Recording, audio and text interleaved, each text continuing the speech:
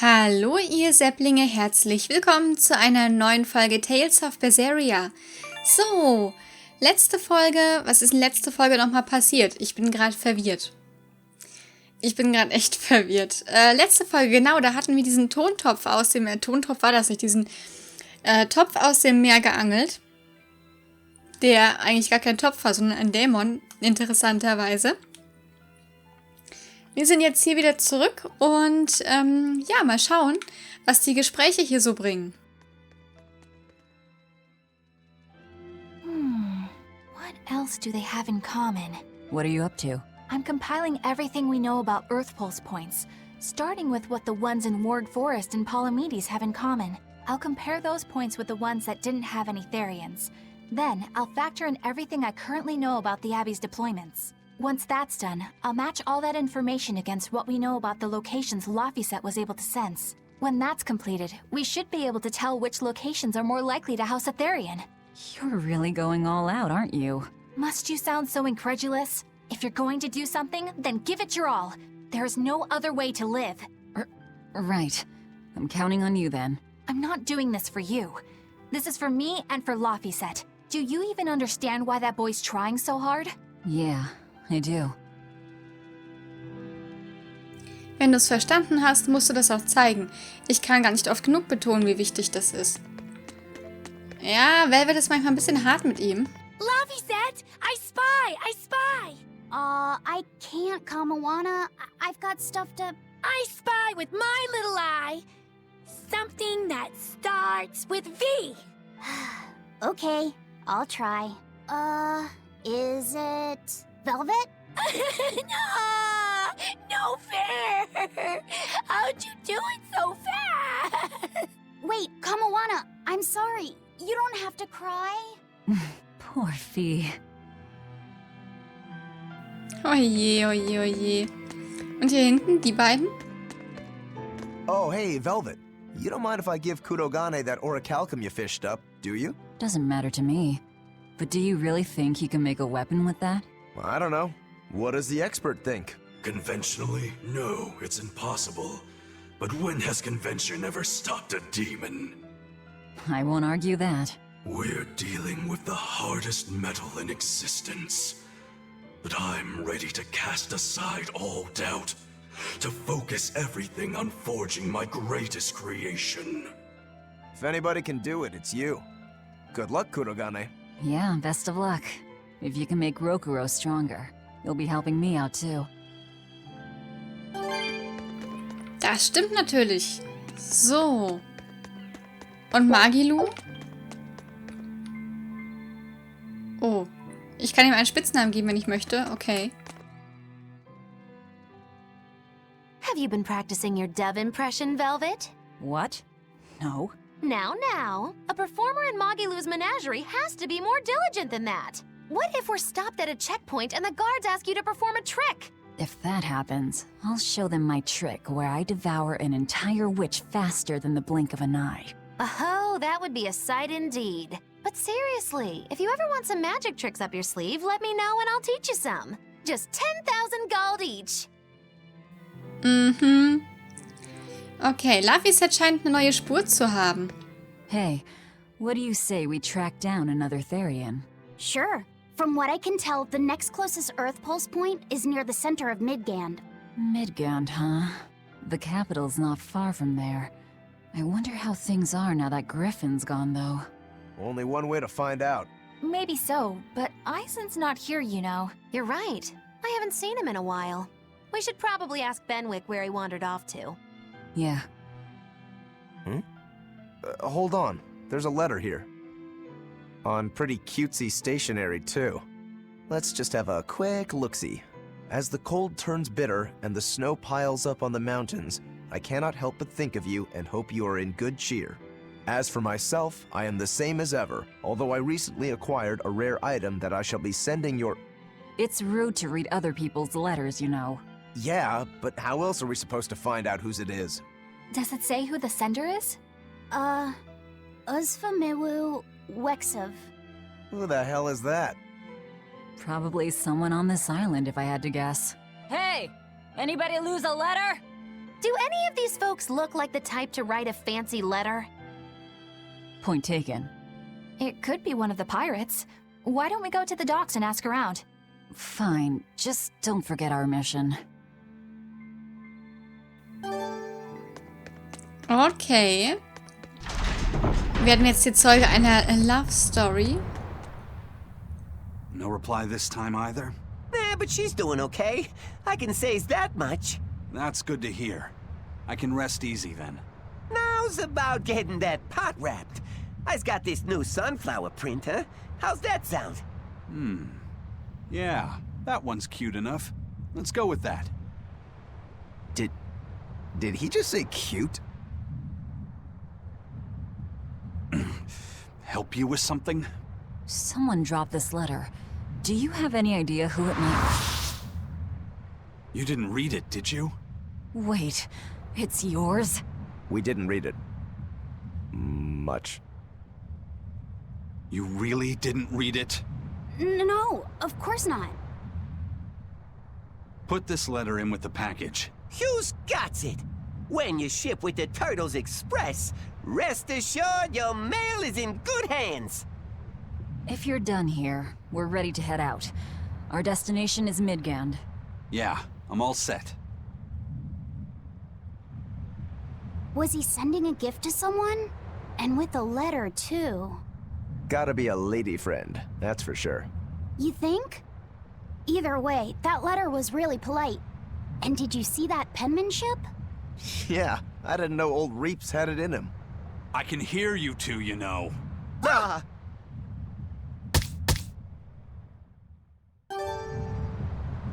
I noticed you've come up with your little name for the kid.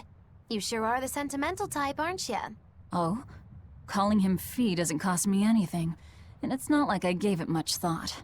That may be the case, but no one else has taken even that token effort. And in doing so, I wonder if maybe you were trying to encourage him to be his own being. After all, one requires a name before he can consider his own identity. Having been given a name, he realizes he is his own entity, separate from others, and a certain formless essence comes to life inside him. And you're the one who set that process in motion for the kid. Whether you intended to or not, you changed him from a puppet into a living being. So what's your point? I've been with you since the start of this journey, haven't I? Wouldn't kill you to give me a nickname, would it? I've never really thought of us as being that close. And besides, you just forced your way into the group. Come now! I know you've got a bigger heart than that! Surely you have it in you to give a nickname to a dear friend! We're not dear friends. And even if we were, I'm not good at nicknames anyway. Please, I'm begging you! Okay then. Moggy. Oh, come on, that's so obvious. Can't you put some heart into it for your dear friend? Fine. Lou. Do I look like an old man to you? You're not even trying. Okay then. Witchy McWitcherton. Interesting. Well, if I had to rank it against 1,000 other nicknames, I'd probably put it at number 1,011. A nickname needs to have charm. It needs to leave a lasting impression. Sure then. Hattie. Now you're just saying what you see! Book skirt. That's not any better either! Ms. Creepy Eyes. That's just an insult! Look, no nicknames based on what you see, and especially no slandering! Lil Miss Witch who smiles around you but stabs you in the back when you're not looking. Hey, that's personal information! Look, I told you. I'm not good at coming up with nicknames. Forget it! I should have known this wouldn't work! Yikes. Better watch what we say from now on. Yeah. Aizen, what happened to those octopuses? Dial and Kurogane took them to the kitchen. They said they were going to make dinner for Kamoana. They're going to feed demons to her? Etheria needs malevolence to survive. That's why they carried them off alive. What do they plan on making? Octopus ink pasta with takoyaki and fried octopus on the side, and Hellavesian octopus carpaccio. Do they have a takoyaki pan here at the prison? Kurogane hammered one out with some iron, along with a large pot for the pasta. Still looking like that? Takoyaki would hit the spot right about now, though. Octopus ink pasta, huh? Like squids, octopuses release ink as a defensive mechanism, but theirs is made of different stuff and is used in other ways. Squid ink is stickier and acts like a decoy. But octopus ink spreads out like a cloud of smoke. But squid ink has 30 times the savory flavor. So octopus ink isn't used in pasta all that often. Luffy told me the same thing. He said that's why octopus ink pasta isn't very good. Luffy said that? Yeah, so I ended up not making it for him. But I wonder... I guess it doesn't matter, since I can't taste it now. I'll taste it for you then. So make me some octopus ink pasta sometime, alright? Alright, and I'll be sure to make some that doesn't come from demons. Hey, who did Eisen send that letter and cooking pot to anyway? I don't want to think about it. That walloping still stings. You've gotta be curious though, right? Maybe. It was serious stuff. Whoever it is must be important to him. A lover, maybe? Eisen's lover. A child wouldn't be happy with that cooking pot, and a man wouldn't want it wrapped up so pretty. A young woman with Eisen's tastes, then. He'd be bound to fall for a miraculous match like that, right? I don't know. I bet she's that girl with the yellow umbrella. You really have a thing for her, don't you? I do not. That's not what I mean. Then pray tell, what do you mean? Huh? Eavesdropping, Eleanor? How unseemingly rude of you. Besides, Luffy said is free to like whomever he chooses. You're one to talk about eavesdropping, Moggy Lou.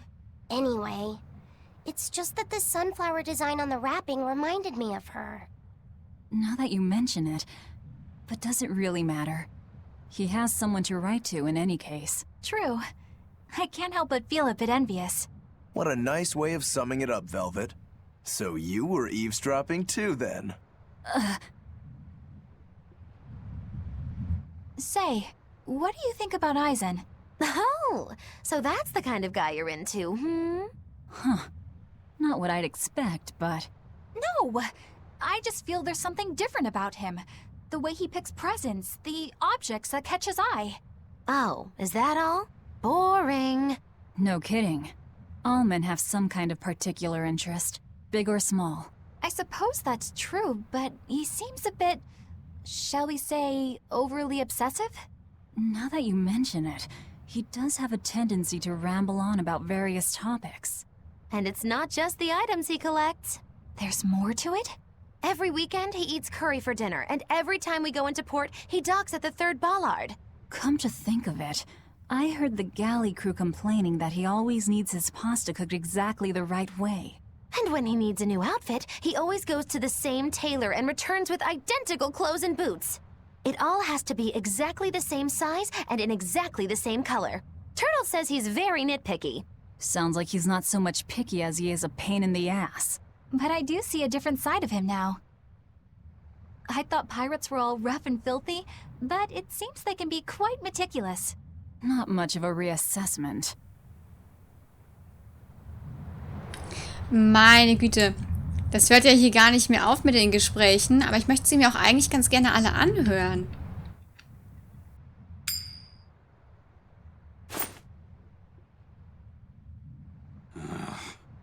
It must not feel great only ever getting tails, I bet.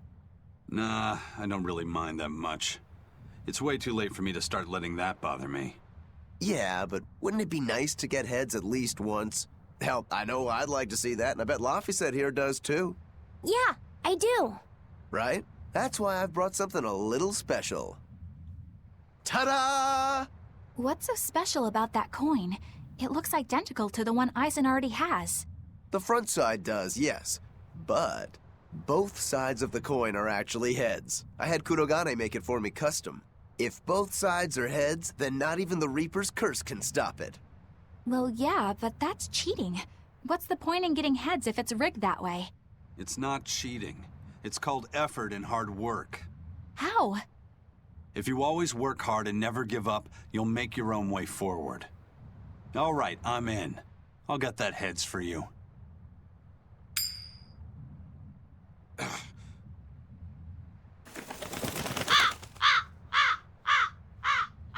What? That crow just flew off with the coin. Those birds are attracted to shiny objects, I suppose. Damn it! I can't even win against a crow. Don't sweat it. I figured something like this might happen, so I had a backup ready. Go on, give it a shot. You'll show that curse who's boss this time. All right, here goes.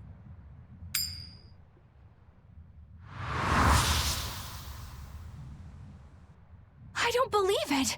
Now Prince Percival's griffin's gone and eaten the other coin right out of the air! Are you kidding me? Not to worry, I've got a spare backup. It's time to put that curse on notice. Right. Here I go.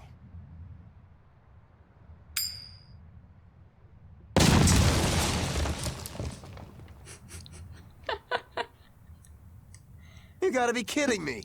Reaper's curse or not, does it really have to go this far over a damn coin? It's fine, really. I had a feeling it'd turn out like this. Well, I sure didn't. Yeah, me neither. What the hell?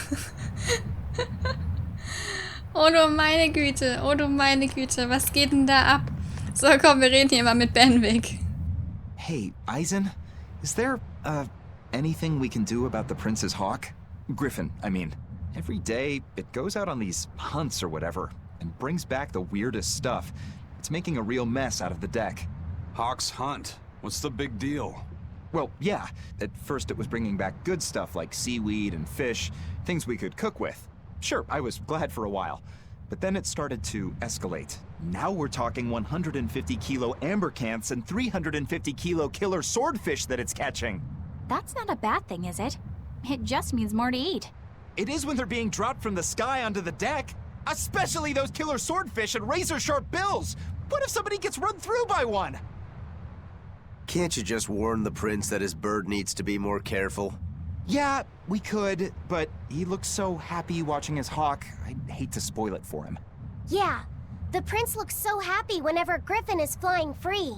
He kept grinning and asking Grocky all nice-like if he wanted to fly some more. Grocky? That's what Kamawana kept calling Griffin. She says she came up with it by combining Griffin and Hawk. This is probably the first time in the prince's life that he's tasted any freedom. His whole life, he's only done what duty dictated of him. Letting Griffin fly was his first free act. To the prince, Grocky is an extension of who he is. So what are we going to do? Nothing, really. It's not like it really hurt anybody. But it's punctured some major holes on the deck.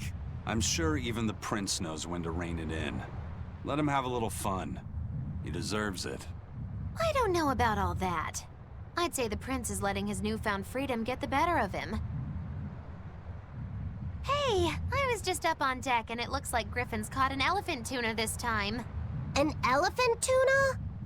That's the really big tuna that can swallow a killer whale whole, right? That almost sounds like a demon to me. Yep, huge fish, gills like elephant ears. I saw it myself. From the looks of it, I wouldn't be surprised if it was a demon. It's crazy valuable. On a good day, it can fetch 20 million gold on the market. But there's something ominous about seeing it hovering in the air above the ship. 20 million gold? I take back everything I said. The prince and Griffin can do whatever they want. Did she say above the ship? Oh, hell. Benwick, we need to stop Prince Percival. Aye, aye, sir. Hey! Don't drop that on the deck! Are you listening to me?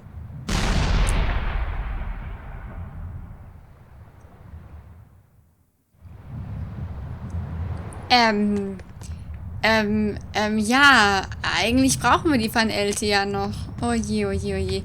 So, wir hören mal noch eben, was Grimoire zu sagen hat. May I ask you a question? What? You're an Earth Moloch, yes? Why live on the sea when your kind sinks in water? I live on the sea because I'm an Earth Moloch. I'd be curious to hear more. Ifrid used to go on about how we should accept what we were born with. But one time he joked about the idea of a pirate who couldn't swim, and he laughed and laughed. I wanted to clobber him right then and there, but it wouldn't have changed the fact that I can't swim. I didn't want some predestined elemental affinity to control who I was. Instead, I underwent tough training to overcome it. Well, I guess that's one way to approach it. Did this training of yours bear any fruit? Well, as soon as I stepped into a river, a big flood brought down a landslide from the mountains and swallowed me up. Then, when I tried going into a lake, the seaweed suddenly multiplied and tangled around my body, nearly drowning me. And then finally, when I tried jumping into the ocean, a huge whirlpool formed with me at its very center. Huh. The Reaper's curse at play? As far as I'm concerned, my Earth affinity and my Reaper's curse aren't much different, and that they've both shackled me since I came into being. This is about pushing and challenging the constraints I was born with. So, did you eventually learn how to swim? Pretty much, yeah. As long as I never let go of my portable life preserver. Oh, huh. Oh Mann, oh Mann, oh Mann. Ja, diese Folge sind wir nicht sonderlich weit gekommen, aber es war definitiv eine sehr, sehr lustige Folge. Oh je, Eisen kann einem schon leid tun mit seinem Fluch. Oh Mann, oh Mann. Und ich will nicht wissen, wie jetzt das Deck der von Eltia aussieht nach diesem Elefanten-Thunfisch. Thunfische sind doch sowieso schon Riesendinge, auch wenn man das vielleicht nicht meinen mag, wenn man sie so kennt, wie man sie meistens isst. Ja, ihr Lieben, ich bin gespannt, wie es in der nächsten Folge weitergeht. Das mussten wir jetzt überhaupt machen. Genau, den Erdenpulspunkt in Midgand untersuchen. Das, ihr Lieben, machen wir aber erst in der nächsten Folge. Ich bedanke mich ganz, ganz herzlich bei euch fürs Zuschauen und würde mich freuen, wenn ihr auch morgen wieder mit dabei seid, wenn es nach Midgand rübergeht. Und damit macht's gut. Tschüss.